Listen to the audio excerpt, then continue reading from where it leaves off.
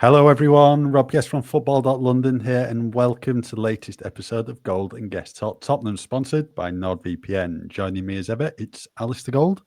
How are you? All right, a little bit in shock. We've got some big stuff to talk about in this podcast. Departure is going to be the theme. Wow, I don't think any of us expected what kind of occurred and what suddenly was released from the club last night. Yeah, so just before 6 p.m, Tottenham released a statement. Daniel Levy is no longer chairman of the football club. In the statement, Levy said a few words. I'll read them out to you now. I am incredibly proud of the work I've done together with the executive team and all our employees. We've built this club into a global heavyweight competing at the highest level. More than that, we have built a community. I was lucky enough to work with some of the greatest people in this sport, from the team at Lily White House and Hotspur Way to all the players and managers over the years. I wish to thank all the fans that have supported me over the years. It hasn't always been an easy journey, but significant progress has been made. I will continue to support this club passionately. So then, Ali, not news we were expecting last night. Your immediate thoughts on his departure? Just wow, just out of the blue. I think we reported way back, I looked back and it was May, that this was set to be a huge summer of change at Spurs. And we kind of spoke about the various things that were going to happen, the changes behind the scenes, a new CEO coming in, obviously ended up being a new head coach as well. And that was the word I kept getting, kind of the phrase I kept hearing from people. This is going to be a very different Tottenham Hotspur by the end of this summer. I don't think even I believed that the man that's been there for 24 years, 2001, wasn't it, would be part of that change. And yeah, it's unpacking a load of stuff, isn't it, really? Because this has been the man who has been the constant at Tottenham. So many people have come and gone. Managers have come and gone every 2 years on average. We've spoken about that so many times. Players have come and gone. Staff have come and gone. People kind of in quite high positions, technical directors have come and gone. But the one person that's been there throughout has been Daniel Levy. And now we start today, Friday, September the 5th, with a fresh era with no Daniel Levy certainly in a position of power at the club, which I think is going to be very strange for those who work within the club, especially as someone that's been such a constant presence. But certainly, I think you could tell from the quotes, and this is certainly from our understanding, that the decision was probably taken out of his hands. I mean, if you look at those quotes and listen to what you've just kind of said, I'm sure people were, that there's no explanation about his departure. There's no I decided it was just after all these years, it was time to kind of put my feet up and let someone else have a go. There's nothing. There's no explanation whatsoever. And yeah, from what we understand, this is all kind of, I guess, part of an overarching plans by the owners at the top, which is the thing, isn't it? We've kind of always seen Daniel Levy as the man at the top, someone that certainly as a part owner is a very, very powerful figure within the club. But in truth, I guess the power behind the throne has always been, it depends which way you want to look at it, ENIC, the Tavistock group that own ENIC, and then on top of all that, it's the Lewis family that control kind of all of that and have this majority stake within the club as well. And yeah, from everything we understand, it's been plans that have been kind of put in place by the Lewis family, by Tavistock Group, by ENIC, whichever label you want to put on it, to bring fresh blood to the leadership, to create a more modern structure. I think that was something we've spoken about before, that the club it's grown into this massive kind of, just in scale, the club compared to what it was. It doesn't even bear any resemblance to what it was. There's someone that used to have to go to like Spurs Lodge and see the kind of the surroundings there and the few people that worked at the club, and of course White Hart Lane as well. And it's now this huge global brand with 800 plus employees in it. And I think the old school structure that it had, with very much, let's be honest, one person as the main voice of the club, really, and a voice that you didn't hear much as well, was a kind of an old school way to do it, whereas now the idea going forward is to have a CEO in Vinay Venkatesham, to have a non-executive chairman in Peter Charrington, who is not going to be hands-on in the way that Daniel Levy was, and it's going to be run more as a kind of, I guess, an organisation rather than a club with this one figure at the top. And without kind of saying it, you can't really say it in any more brutal fashion, but I think in the same way that Levy and I guess the board have judged many a manager, it seems like the kind of powers that be above him have judged his tenureship in terms of success on the pitch. And there's no doubting, I'm sure, profit-wise, business-wise, he's been very, very good for those people above. But in terms of the football, it just hasn't been there. And I mean, in a way, it's great for him to sign off with a trophy, but it's kind of a reminder that was the first trophy in 17 years, the only European trophy they won in his tenure. The only other trophy, of course, was the League Cup. So in terms of pushing on as a club, it seems like the owners want to do more than has been done. It's a whole new era coming up. And of course, we get to see whether post-Levy is better Tottenham or whether it loses some of that stability that they had. It's going to be fascinating to find out. Yeah, this is it now. It's just a step into the unknown. We don't know what comes next, whether Spurs will go forward and progress or what happens, that they maybe go backwards potentially.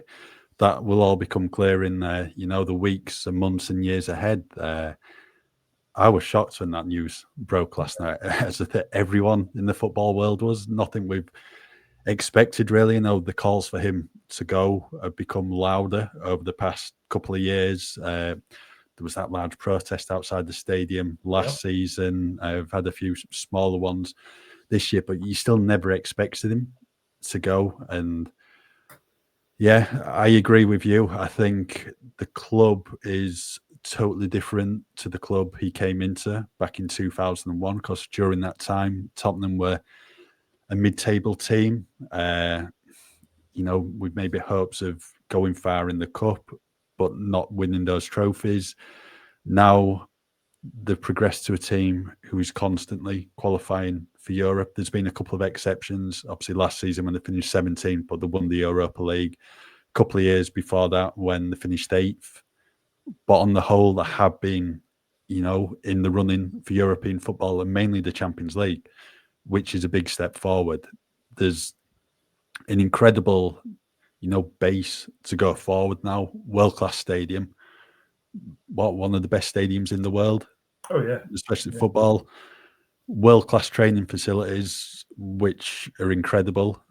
We've been lucky enough to see them when we've been at Hotspur Way. Everything's there to take the club forward.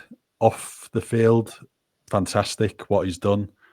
But it's on the field, and that, as supporters want, not bothered off the field. It's on the field. You want your team to be successful.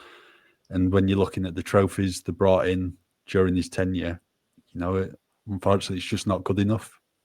Yeah, well, absolutely. It's for Spurs fans, it's about, let's say, Berbatov rather than Beyonce. It's about who's on the pitch and what's happening on that pitch rather than the money. And don't get me wrong, I do think people underestimate how important the kind of the revenue generating for a football club like Tottenham is, and how kind of stable a footing that club will now have. Admittedly, there's still a lot of debt. People forget that as well. It is like long-term kind of slow having to pay off debt, but it is still there. But as a kind of a more stable football club, I don't think there's any denying what Daniel Levy did in a financial sense from the club it was to what it is. Absolutely. I should stress as well, I think there's a lot of people that have kind of, with this news, have immediately said, is the club being sold?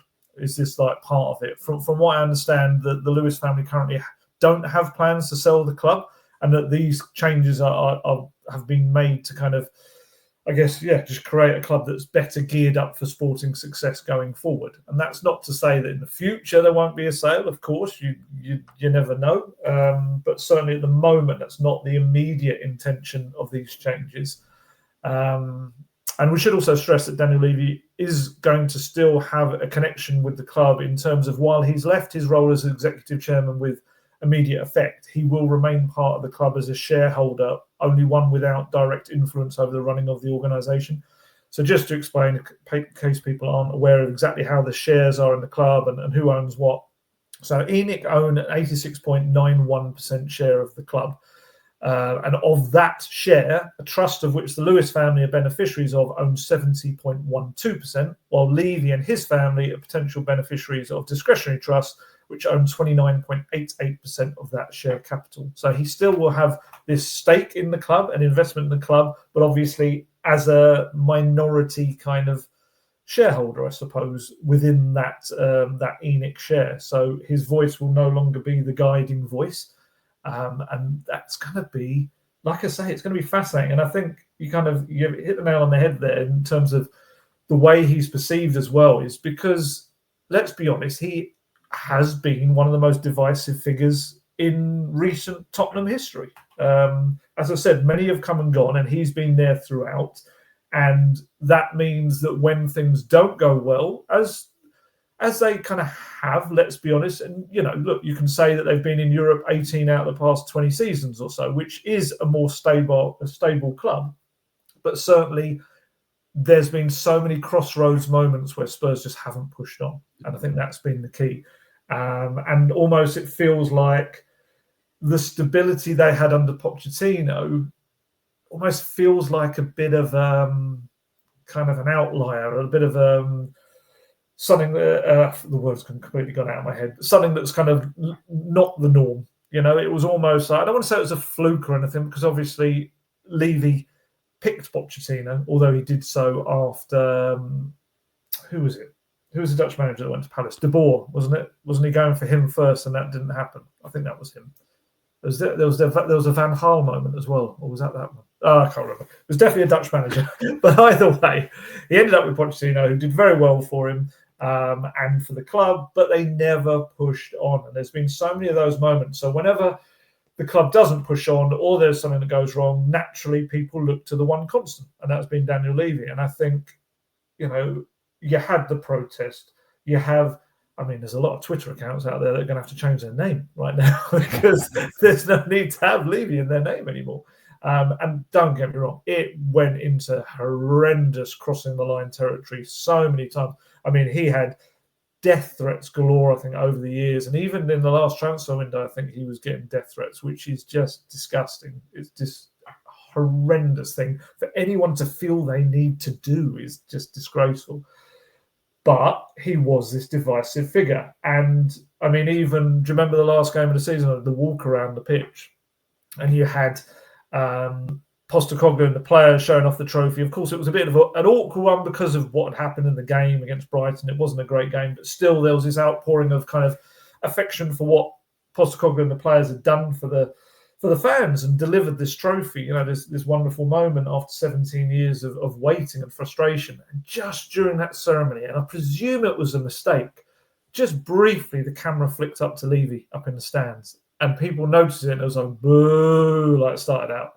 And it was like this really awkward, sheepish look from him, and suddenly the camera cut away. And I just think that kind of summed up this feeling, really, among the fan base, was that almost like maybe it was won in spite of him.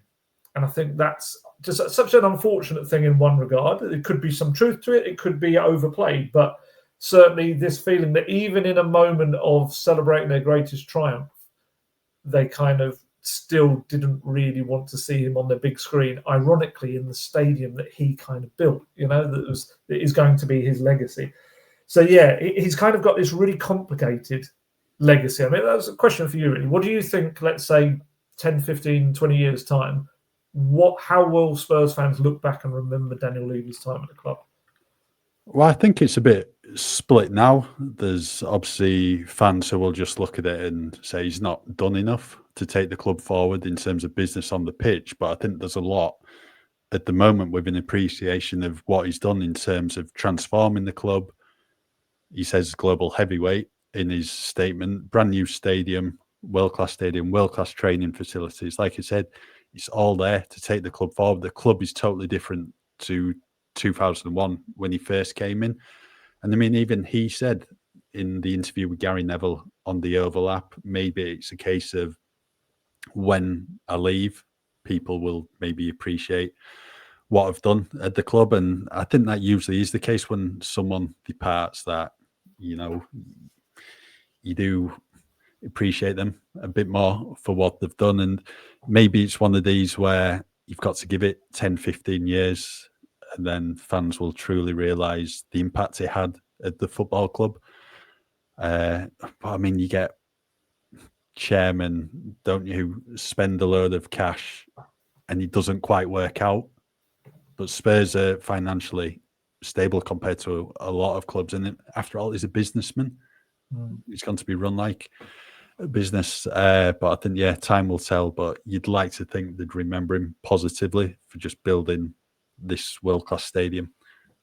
Yeah, it could be. It could be. I think that will. I think he knows himself. I think that will be. He said that in that interview, didn't he, with Gary Neville, that he kind of put that above really the trophy when he was talking about his legacy. And I get it, because there will be hopefully other trophies won, whereas that building, that incredible building in the Tottenham High Road, will be there for, you know, decades upon decades, and you know, hopefully a century on, they'll be kind of just updating it and adding to it, and it is this legacy. And I do think also he did a hell of a lot for the community as well, which I think probably isn't something that football fans particularly care about. But in terms of the local community, I mean, just some of the, like the London Academy of Excellence they've got at the Hotspur Way, Lily White House has been an incredible success. You know, the young people that have managed to kind of learn there and go on to better things, and just little things in the community itself that he's done, and the kind of the desire to do something after the riots in Tottenham as well, and really try to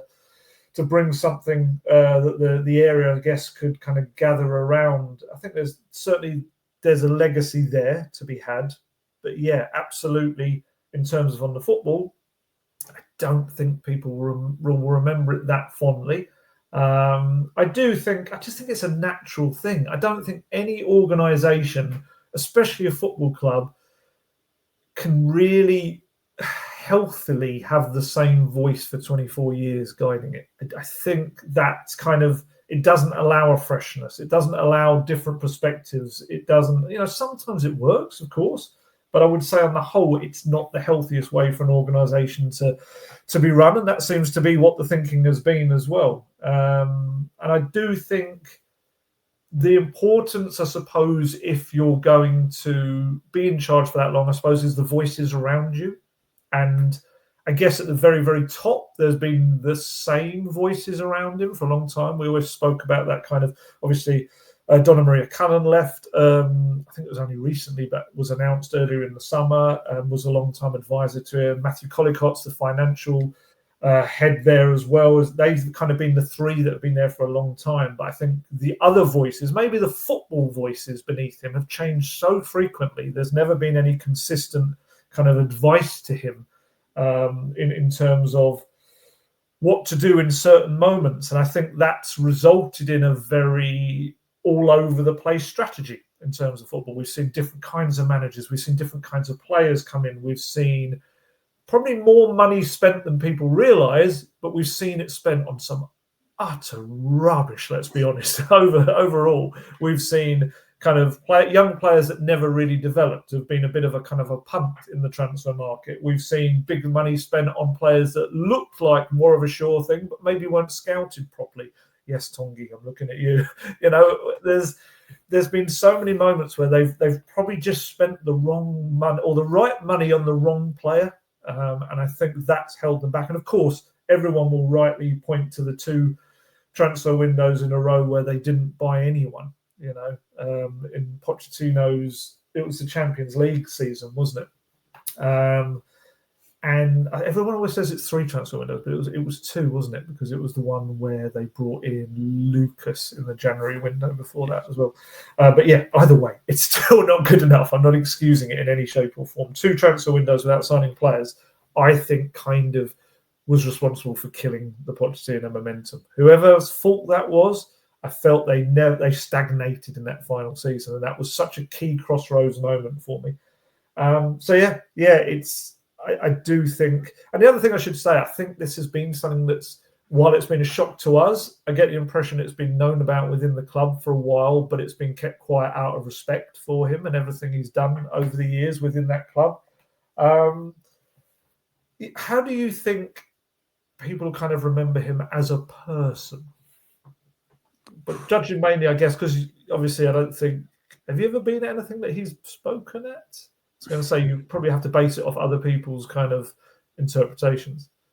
Yeah, no, I've not. And let's be honest, he very rarely speaks. Yeah. I mean, it's probably only in the past few months where we've got more from him than the past few years, because he did the sit down with Vinay, Venkatesham, the thing with Gary Neville on the overlap. Yeah. So, I mean, there's very few things to go off. I think some managers probably will have the best of things to say about him. A certain Jose Mourinho. But yeah, he's tough, really, because I just don't know him as a person. I think we said at the time when he did that interview with Vinay, he gave a bit more of his personal side to him. Felt, a bit more, got a bit more of an insight into him when you haven't before. He's just always been someone at the top who doesn't really speak. So it's hard to know how people will remember him on a personal level. I mean, have you ever had any dealings with him? Not really. This is the weird thing, isn't it? It's like, I think as journalists, we've all at some point been told, oh, Levy tells you what to do and all this sort of stuff. And kind of stuff like that makes us laugh, because he's just been this figure that you just don't really ever see or have any communication with. And I think, I've spoken to so many people over the years that have had kind of dealings with him, and you kind of get a load of different opinions, but one kind of overriding thing is he's a guy that isn't someone that kind of maintains a lot of close relationships. He's not someone that is, Mr. Chatty. He's not someone that is probably particularly comfortable in social situations. I don't think either. And a lot of the managers, Pochettino was probably the one that had the closest relationship with him. And even then he would say, but, he can be a difficult person to talk to and stuff like that. And I think that's the sense. And you get that from other people at other clubs that had to deal with him. We've had obviously the famous phrases like Ferguson saying it was more difficult than his hip replacement. We've had other chairmen saying how difficult it's been to deal with him. And yes, as some people said, maybe it's got to the case where certain clubs maybe don't deal with Spurs because of previous dealings and how difficult they found it. I'm sure there's a few clubs this summer that Spurs will have a similar view on as well, because it's been an interesting one. But in terms of my own dealings with him, yeah, it's been so little over the year. I can say this. I don't think I've mentioned this at any point. On the summer tour this year, it was in Hong Kong, if I remember correctly.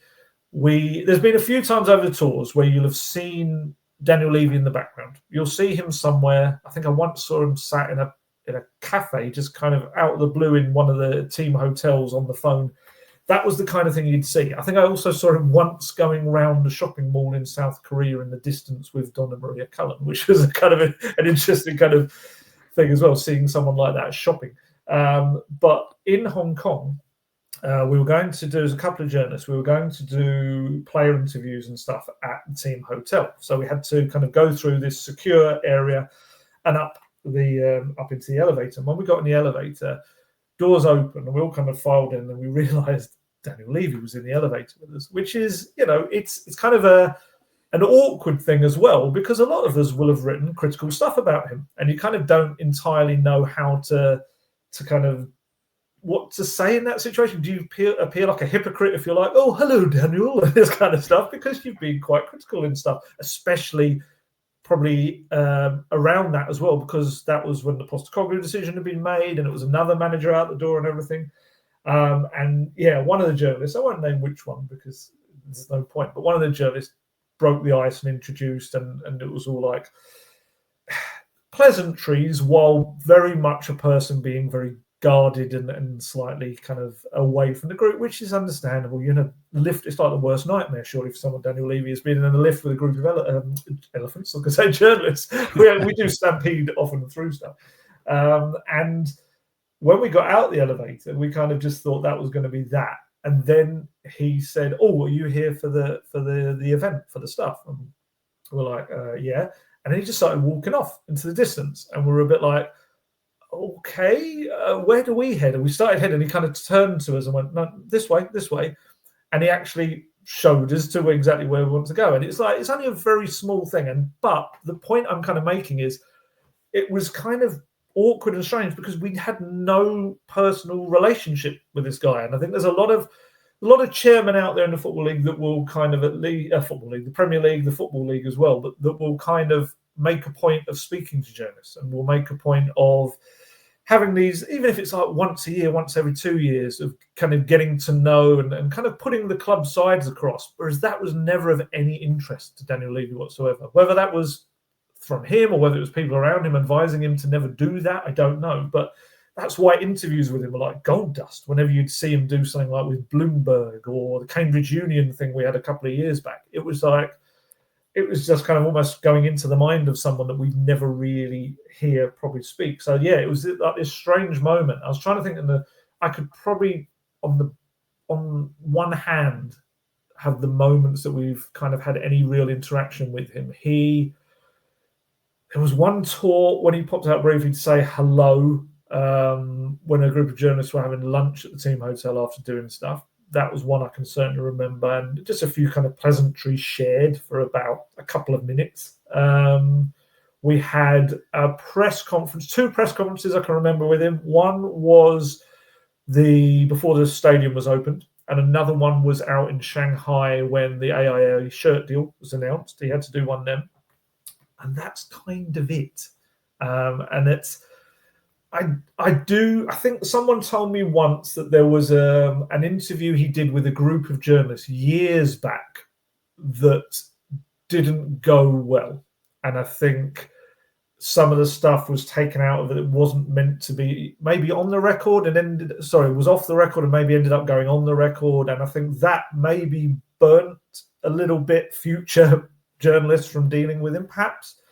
But certainly, I do also think from speaking to people, he's just that kind of guy. He's just kind of not someone that is desperate to create relationships. But I do think it's all played its part in him being this figure that no one really knows, almost like a caricature kind of thing of this kind of nefarious villain in the background, which probably, I'm sure, is unfair.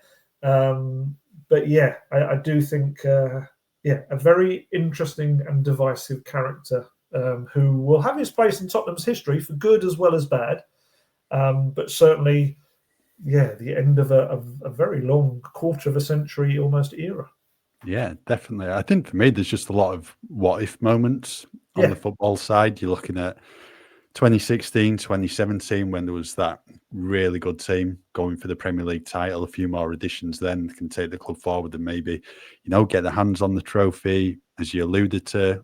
The summer of 2018 and the following transfer window when no players came in, but they did get to the Champions League final. But what I would say with that is you can't afford to stand still. And then that caught up with them, later down the line. I mean, look at Liverpool in 2017 when Spurs beat them. Was it 4-1 at Wembley? And then they went out and paid mega money on Van Dijk, Alisson, and that just transformed the club. And that's what Spurs needed. I think at the time, just a couple of those really, really good signings that could have had a huge impact. And obviously, they did end up spending big in 2019. Lo Celso, Ndombele, Jack Clark, Sessegnon. Nothing really worked out, but at least Spurs have got a trophy to the name and ended that 17-year drought because that went on far too long. So, it's going to be interesting what happens now. Daniel Levy is not in his position at the club. Can we still expect him to be attending games? Is he going to be in the South Stand now with the rest of the fans? South Stand, what do you think, leading the chance? Yeah. I mean, it'd be an interesting one. He kind of said, I will obviously also always continue to support the club. And I do genuinely believe that deep down, he feels that the decisions he's made for the club were the right ones for the best of the club. But again, I go back to the advice he kind of has been given, is that, were they the right decisions? Were they based on the right kind of football information? I know there's certainly a lot of people I've spoken to even in just the last, 18 hours or so since the announcement, that have kind of said about various players that they recommended and this and that, and were kind of told him, get this player, they're going to be incredible, get this player who'll be a superstar. And it wasn't taken, and the usual lines of advice were taken instead, and players that have now come and gone after making no impact at Spurs were there, were taken. So yeah, I don't know if you'll see him straight away in the even in that spot in the West Ham when we see up there. It's really interesting, actually. We spoke about this, didn't we, a couple of weeks back? The Burnley game, Vivian Lewis was up there, who is the daughter of Joe, the 88-year-old former Spurs owner. I didn't realise he was 88 till I looked it up last night. Now he's where have those years gone? That just in case people aren't aware of of the Lewis family. So Vivian is quite regular presence at Spurs games. There's photos, certainly I've used on stories in the last couple of days, and I did a couple of weeks back, of her sat alongside Daniel Levy at the Burnley game. Everyone speaks quite highly of her. Everyone that's ever met her, she's kind of known as Viv around the stadium whenever she's there, and she's quite down-to-earth person, especially when you bear in mind the amount of money that family must be worth. Must just be, incredible sums that we can't even possibly imagine. Well, you might be able to, but myself, I can't. It's and so you've got Vivian. Vivian is senior managing director of the Tavistock Group, which of course owns ENIC. A brother Charles as well is also a senior managing director. So they're the children of Joe Lewis, obviously the former owner. I'm told that he had pretty much no involvement in these events whatsoever, and this was has come through the rest of the family. And I think also there's the grandchildren. Joe Lewis's grandchildren are now quite involved as well. I think certainly the last year especially, there's been this real kind of more active role, I think, in the Lewis family in backing the club but not running it. And I think that's going to be the key difference to the Daniel Levy. And I think there's a lot of Spurs fans within that family as well. Certainly, I wrote in my piece last night, while kind of nothing publicly has come out from the family, we had a little piece in our report last night. A source close to the family said generations of the Lewis family support this special football club, and they want what the fans want: more wins more often. This is why you've seen recent changes, new leadership, and a fresh approach. In Vinay, Thomas, and Peter Charrington, they believe they're backing the right team to deliver on this. This is a new era. And I forgot to mention, actually, earlier when we were talking about Levy's departure, there was this kind of huge and real thorough review of the club done, which was undertaken kind of by ENIC through an independent consultant. And there were so many people interviewed within the club, senior figures. I've no doubt that Levy would have been interviewed as well as part of this. Everyone at the kind of board level, lower down, and quite far down the levels as well, interviewed about exactly how the club was run, what people felt was right, what people felt was wrong. A really thorough review of everything that Tottenham Hotspur is and was and wants to become. And certainly the results of this push through this structure where we now see that Spurs have a new CEO in Vinay Venkatesham, who's a very different character from Daniel Levy, a very kind of outgoing chap who he's already we've seen him in and around the media area, a media room at Spurs in the stadium. He's popped in, just said hello to people and stuff like that. That's unheard of. We don't know, what is that? It was quite unsettling. It was like, why is this person in a position of power at Tottenham speaking to us? Who is this? But it was lovely. And that's exactly what it should be. It should be this kind of more open dialogue, because that's been a problem with Spurs. When they make decisions that baffle everyone, we get no understanding of those decisions. Whereas if you can understand where they've come from and maybe a little bit of thought process behind it, even sometimes, like I said, feeling that the best thing was done for the club, even if it's not the most popular decision, but we've never had that. And I think, it's really interesting now to see this kind of new direction of this modern structure with owners looking to back the club rather than run it, which and allowing the CEO to get on with doing that. So yeah, it's going to be very different. It is. Right, we're halfway through the podcast now, so it's time to talk about our sponsors, NordVPN. Absolutely. You'll have heard me extol the virtues of NordVPN many, many, many times over recent years, because it is something that I use all the time, whether I'm covering Spurs on the European travels, as I will be again this season, starting with the return to Buda and that little Norwegian town by the water, which is going to be an interesting experience going back there in the Champions League. And when I go on such things, I always use a NordVPN because it allows me to access everything I normally could back in the UK while I'm abroad. That might be streaming service. It might be just certain things like social media stuff. There's some countries that you go to on a tour of experience, they won't even let you get into your social media when you're in another country. So NordVPN allows you to do that. And on the flip side of that, you can be in the UK, you can use NordVPN to allow you to watch sporting events, stream stuff, things from that might be available in other countries that you couldn't get in the UK. It is such a helpful device, really, of just allowing everything to, on your, might be a phone, tablet, laptop, whatever it is, to switch the region on there. And that can help you, I don't know, you might want to buy concert tickets, flights, hotels, anything. It might be that it's cheaper for you to do it from the destination country rather than it is from the UK, and NordVPN allows you to do that. And it protects your private data like bank details, passwords, things like that. It's got the NordVPN threat protection, which gives you products that kind of stop you from viruses, malicious malware, phishing sites as well. Not talking about like fishing at the river sites, because some people might want to look at those. It is the fastest VPN in the world. It means no buffering, no lagging, and you can stream your favorite shows from anywhere in the world without your bandwidth throttling. You also get premium cyber security for the price of a cup of coffee, or in my case, a hot chocolate, which is what I prefer in my hot drinks. And also, one NordVPN account can be used on up to 10 devices. So if that wasn't good enough, we can get you a discount on it as well. And to get the best discount off your NordVPN plan, go to nordvpn.com/goldguest. Our link will also give you 4 extra months on your 2-year plan. There's no risk with Nord's 30-day money-back guarantee, and the link is in the podcast episode description box in case you just missed it. So let's talk about the Champions League squad, because as we mentioned on the previous podcast when Wilma was on, Tottenham had a big decision to make. They had to cut 6 players from the final Champions League squad. Absolutely ridiculous to be in that position in the first place, and that's a massive failure on the club's part, because I think, was it last year, had to only cut a couple, Jed Spence being one of them. Yeah, and then Timo Werner was out for him, wasn't he? I feel like it was someone else. Oh, Radu Dragic was after the injury, wasn't he?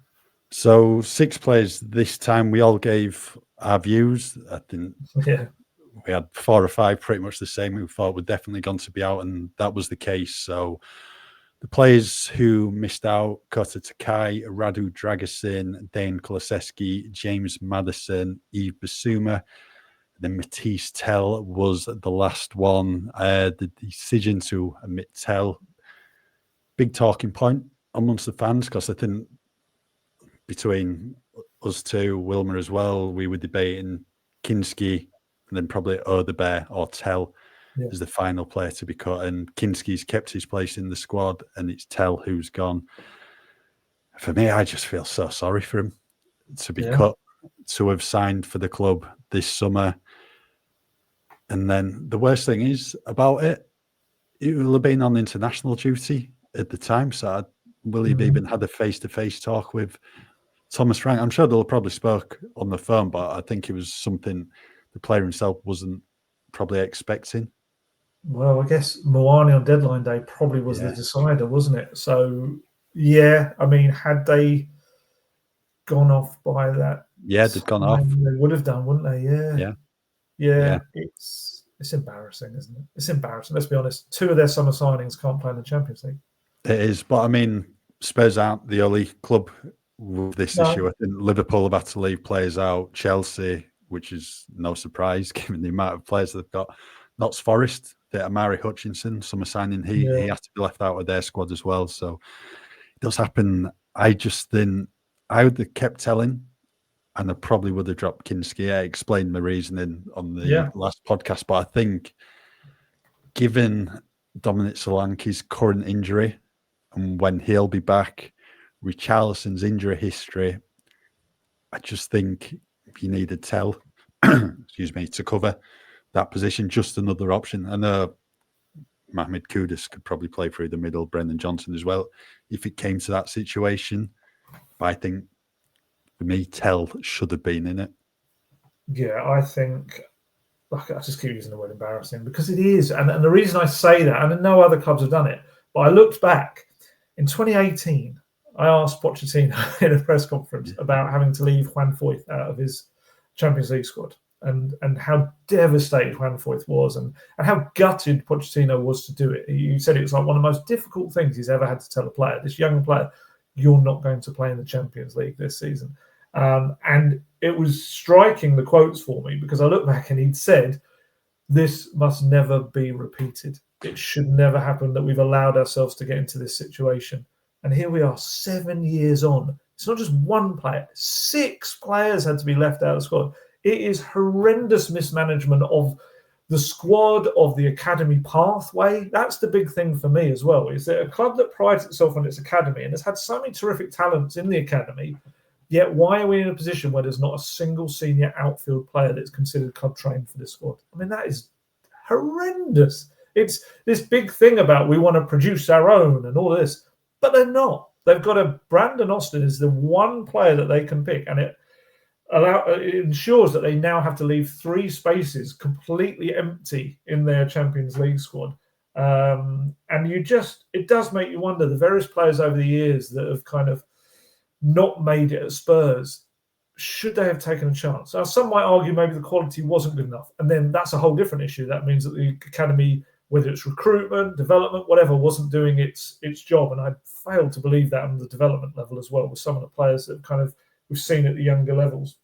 But also, it's just, could you have given these players a chance? You know, would they? Is there just more a case of, but a transfers, it's more ready-made, we know more about them, we've got more data on them, we can see that they're better at an experience and all that. Whereas a player sometimes, I mean, we're always going to use Harry Kane as an example because he is a phenomenon and he is truly one of their own. But if you'd have taken Harry Kane early on and not given him his eventual chance, he might have ended up heading out. You know, he went on so many loans because they didn't feel he was ready. But there's been so many players that have gone out on those loans and have never returned. And I think it almost feels like a fluke in a way that Harry Kane came back and became the superstar he did rather than what should be happening more often. And we look at some of the players that are out on loan now, and there are players you wonder whether, you know, Jamie Donnelly maybe could have had a bit more of a look and just to see, because there's some players that even at a lower level, they actually look better at a Premier League level. They're more suited to a Premier League level. So I don't know. And I'm just using Jamie Donnelly as an example. There's many other out there. You know, Mikey Moore's obviously been sent off on the loan to Rangers, which is not looking like the greatest loan in the world right now. And there's so many of them. And just to allow themselves to get in this position is just so frustrating. They are going to get out of it, we should say, because Lucas Berger and Archie Gray especially, I think, will be on the B list from next season. And then should be club trained the one after that. Still got to dig fully into the rules around Luka Vuskovic and how his loan move affects that.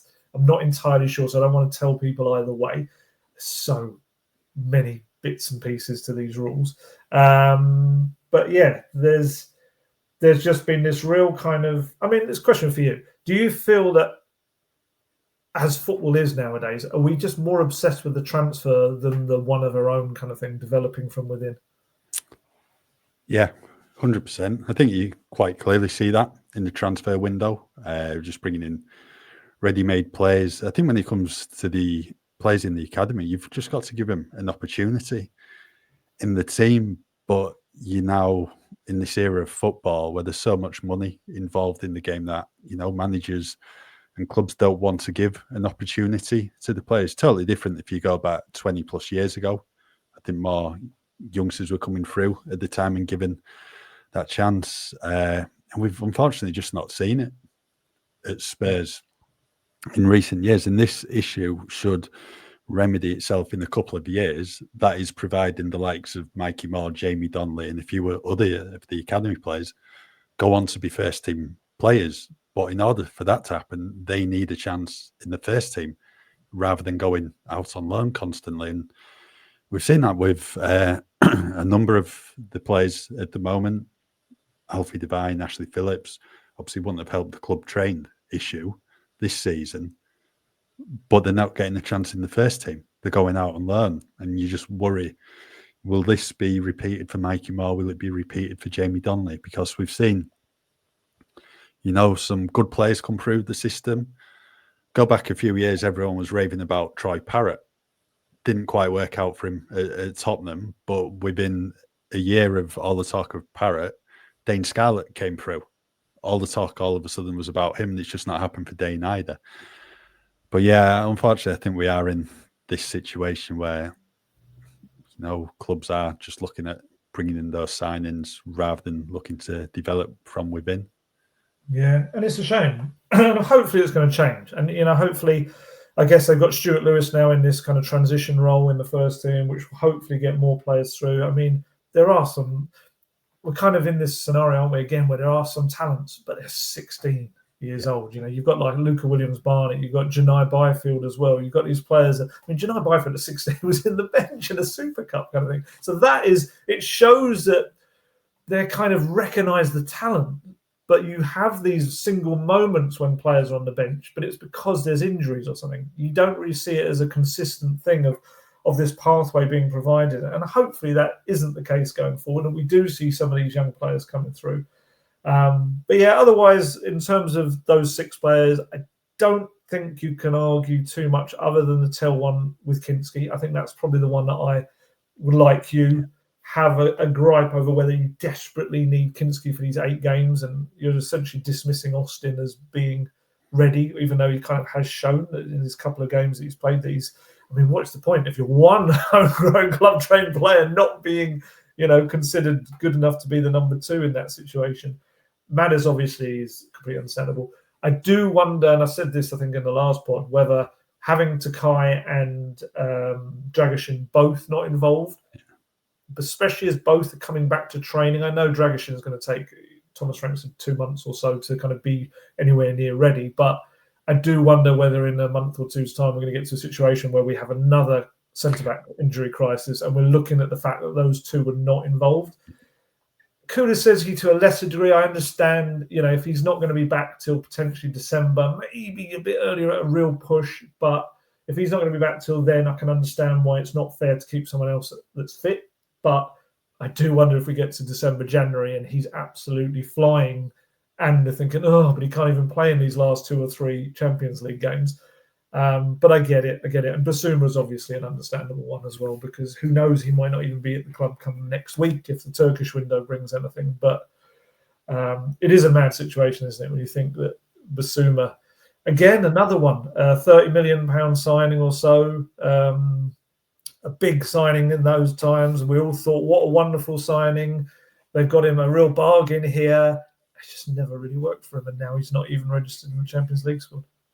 No, 100% right. I think the issue Tottenham are going to have come February, if they do manage to get through via the top 8 or into the knockout round playoffs, is you can make a maximum of 3 squad changes. Yeah. Now, Decky's going to be knocking on the door. Radu Dragusin is as well. Matisse Tell. Potentially, you're going to have new signings as well. If Tottenham makes some moves in the January market. So then how do you fit these players in? I know. Real headache that for Thomas Frank. It is. And this is the thing, we want transfers. And I know we're so boring when we talk about the homegrown player stuff, but everyone's like, we need this in this position, that position. It's like, okay, but where's the room for that? I mean, had they not got Ryan Hill and Manuel Solomon out in those final hours in the Spanish window, there would be 8 players they've had to leave out. Just incredible. Absolutely incredible. Yeah. Well, I mean, let's be honest, Brian Hill and Manuel Solomon wouldn't have been in the squad anyway. So you would have You would have left them out. Right, one more thing before we call it a day on today's latest episode of Golden Guest Talk Tottenham. There's been some big departures from Spurs this week. Obviously, Daniel Levy, Brian Hill's gone as well on a permanent basis. Lee Wilmot dropped the bombshell. He's going this week from football.london, and I've got another bombshell to drop. This is my final episode of the Golden Guest Talk Tottenham podcast. It's my last day working at football.london after 8.5 years. There's some changes taking place at work. At the moment, I think there's around 50 or so sport jobs being made redundant. Mine is one of them. It's not my choice to go. I obviously wanted to stay. I think we've got a great product here. But unfortunately, that's not the case. Today is my final episode on the podcast.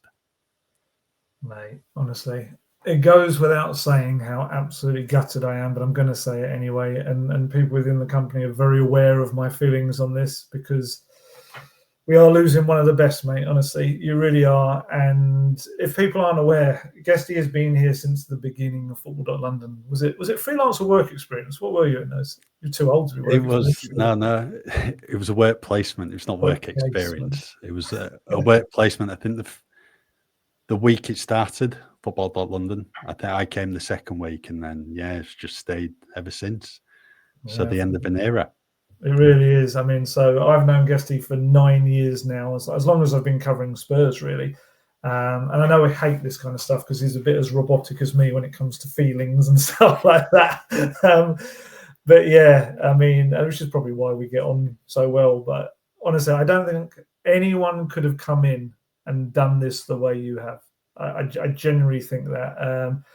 To be a fan of another club and come in and cover Spurs with such a kind of a breadth of knowledge of it and an understanding of the kind of club Spurs are as well. I do think there's a bit of I think it's probably Everton have got that kind of similar pain that you've experienced over the years, the highs and the lows, and I think that's probably prepared you for kind of what was to come with Spurs. But you've always been the steady analytical voice. I think when I go off on my waffly rants, you're the one that kind of brings me back down to earth and makes sure this podcast has remained on the rails. And I know the other journalists that cover the club are absolutely gutted you're going as well. I know there's a lot of people inside Spurs know that you're going that are absolutely gutted as well. I don't know what the future holds for this podcast, but I know it's absolutely been the highlight of my week, mate, talking Tottenham with you. It genuinely has. You've just been such a huge part of this podcast, being as popular as it has. Let's say you bring the brains, I just talk a lot. You bring the actual intellect to things. And I'm sure this is just a temporary farewell for us as well. I'm sure we'll be doing something going forward in the future. I don't know what it'll be and when it will be, but I'm sure this is not the end of the two of us. Certainly talking about Tottenham, I'm sure we'll talk about a lot of things in life as well. But just before we go, there's one other thing. It wouldn't be right for kind of me to have the final word, I don't think, in all this. I feel like there's a certain other person that's been in this relationship that probably needs to have more lasting words, I think, rather than whatever I can say. So for anyone that's not watching this on YouTube, so I'm holding up the new Spurs third shirt, which Guesty said he admitted he thought it was quite nice in his own words as well. So I'm not expecting you to wear this. Right. I know you're an Everton fan, so I know you're not going to wear this. But I thought, you have the shirts behind you, as everyone that watches the YouTube videos will know. So I thought it would be quite nice to have one with Guesty on it. It's number 9. And then I thought, wouldn't it be nice if a certain Brazilian wrote a little message to you as well. So what people probably can't see there exactly is, yes, it's Richarlison. Richarlison wrote a message to Guesty which says, "All the best, Rob," Richarlison. So I thought it might be a little nice one for your collection back there to remember us all, remember the podcast. And honestly, mate, I'm so sad to see you go, but we're going to make sure it's not the end of this partnership by any stretch of the imagination. Yeah, thanks for your kind words. And I think that shirt that can be taking pride of place on the wall behind me. Yeah, it's brilliant that. It's it's just going to be strange what happens with the podcast next. I wonder if it's just going to be yourself crying because you're on your own for an hour. I don't know. Quite possibly. I don't know. know. It's been great to do the podcast over the past 4 years. I think we've got a really good product here, and like I said, it's just a real shame to go, but changes taking place. And yeah, so today's my last day after 8.5 years at football.london. So as you said, hopefully can link up again at some point in the future. So that's it for today's latest episode of Golden Guest Top Tottenham. Just keep with Ali at football.london for all your latest Tottenham news. To get the best discount off your NordVPN plan, go to nordvpn.com/goldguest. Our link will also give you 4 extra months on the 2-year plan. There's no risk with Nord's 30-day money-back guarantee. The link is in the podcast episode description box.